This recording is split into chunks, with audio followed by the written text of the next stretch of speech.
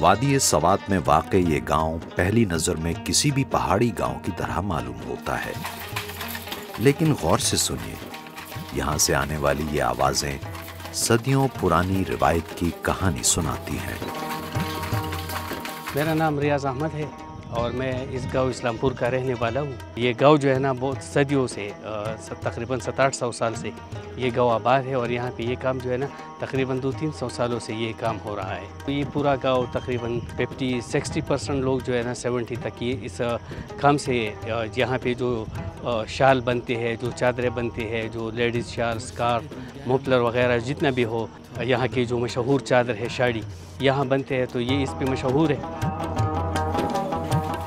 یہ اسلام پور ہے، جہاں یہ تانا بانا صرف اونی شال بننے تک ہی محدود نہیں، بلکہ اس گاؤں کا طرز زندگی بھی ہے جو ایک سے دوسری نسل کو منتقل ہوتا آ رہا ہے۔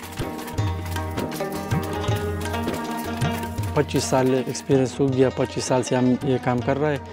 ہمارے باپ دادا کا یہ کام ہے اور یہی کام میں ہمارا کھانا روزی روٹی چلتا ہے۔ اچھا کام ہے، دن میں یہ تقریباً 2 چادر بنتا ہے، آدمی 2 چادر کا 1000 روپے، کسی کا 1500 روپے لیتا ہے۔ میں نے تو اپنے باپ سے سیکھا ہے، ہمارے باپ یہ کام کر رہا تھا گاؤں میں، تو پورا یہی کام چل رہا ہے۔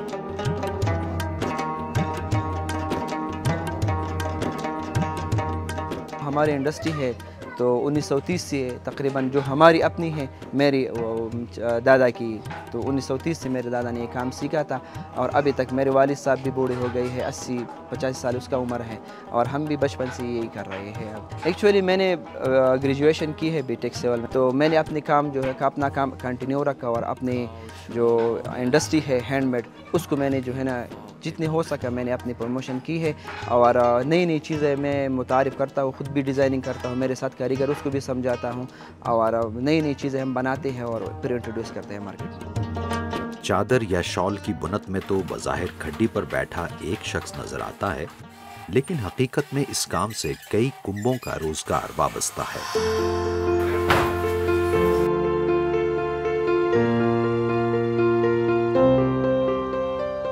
اس کے ایک کام میں کافی لوگ بزی ہوتے ہیں۔ اگر اس کے کڈی کا کام ہے تو کڈیوں میں کافی لوگ بزی ہے، پھر اس کے بعد اس کے واشنگ کا کام ہے تو ایک کارخانہ میں 15-20-30 بندے مصروف ہوتے ہیں۔ پھر اس کے ڈائنگ کا کام ہے، یعنی رنگائی کا، تو اس میں بھی 15-20 لوگ بزی ہوتے ہیں۔ اس کے بمبل کا کام ہے تو اس میں گھر کے پورا خاندان بھی بزی ہوتے ہیں۔ ایک چادر میں جب ہم دیکھیں کہ چرواہا جو ہے نا سے وول کاٹ کے وہاں سے شروع ہو کے ادھر تک پہنچتے ہیں، تو میرے خیال میں جب چادر بنتے ہیں تو 20-30 لوگ جو ہے نا اس چیز میں انوالو ہوتے ہیں۔ کافی محنتی کام بھی ہے اور کافی لوگوں کے رزق بھی اس سے وابستہ ہے۔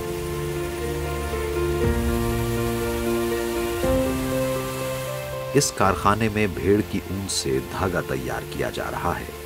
یہ دھاگا پھر شال اور ایسے ہی دیگر اونی کپڑے کی تیاری کے لیے استعمال ہوتا ہے۔ یہ وول ہے، یہ جو ہماری جو پہاڑوں میں یہ رہتی ہے دمبے، تو جو ہماری یہاں لوکل دمبے ہیں ان سے یہ ہم وول کاٹتے ہیں اور اس کو پروسیس کر کے دھاگے بناتے ہیں، اور دھاگے پروسیس کے بعد یہ کھڈی پیس کے پکتے ہیں۔ ویسٹ کوٹ کیپس جو ہماری چترالی ٹائپ کی کیپس ہے، اور جو سواتی قسم کی کیپس ہے، گلگت جو سٹائل کی کیپس ہے، ان کے لیے پہلے پٹی بنتی ہے۔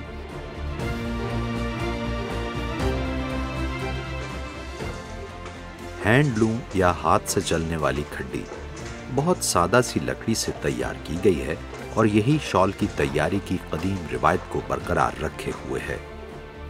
تاہم ایک ایک حرکت، جنبش، ایک ایک دھاگا بہت احتیاط کا متقاضی ہے۔ کاریگر کو کھڈی کے ساتھ ہم آہنگ ہونا پڑتا ہے، جب ہی ہنرمندی کا نتیجہ توقع کے مطابق نکلتا ہے۔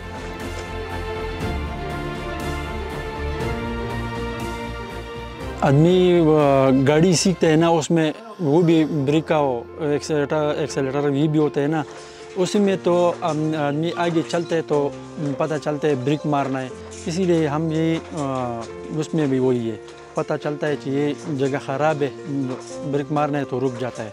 आदमी हाथ पाँव ये सब एक जैसा चलते हैं, नज़र भी, अगर ये इसमें एक भी चीज़ नहीं चलेगा तो ख़राब होता है।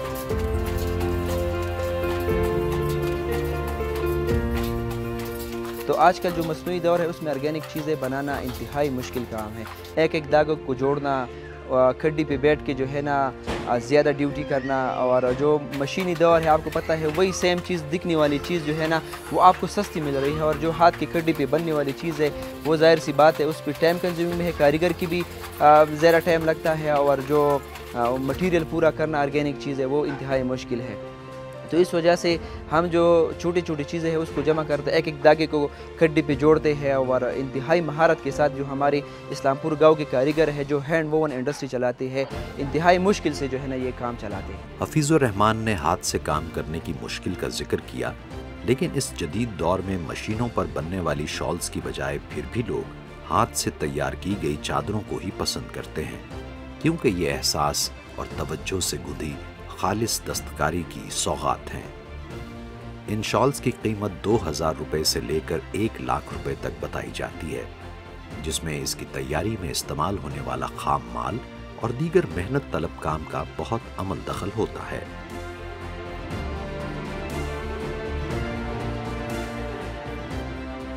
दो किस्म की ऊल है सर, एक हमारे लोकल शीप ऊल है और एक चाइना से तैयार ऊल आता है। चाइना से जब तैयार ऊल आता है तो इससे सिर्फ हम बाबिन बनाते हैं, बड़े बाबिन बनाते हैं, छोटे बाबिन, और इससे ताना वगैरह करके चीज़ें तैयार करते हैं। दूसरा किस्म की है वो लोकल शीप का है। प्रोसेस जो है ना, लोकल शीप ऊल के प्रोसेस जो है ना ये थोड़ा मुश्किल है। चाइना से जो तैयार ऊल आते हैं वो वाइट में आते हैं, और वो भी 2-3 किस्म के आते हैं। एक किस्म में 48 ऊल, फिर 48 में एक सिंगल है, एक ट्विस्ट है। सिंगल जो है ना इससे बाना जो लेडीज शाल में इसमें 48 और सिंगल 48। फिर इसके बाद 52 ऊल है, फिर इसके बाद 64 नंबर ऊल है, फिर इसके बाद 72 ऊल है। जितना भी इसके काउंट ऊपर तक ले जाते हैं इसी तरीके से इसके शाल और इसके चादर की कीमत, इसकी ऊल की कीमत बढ़ जाती है।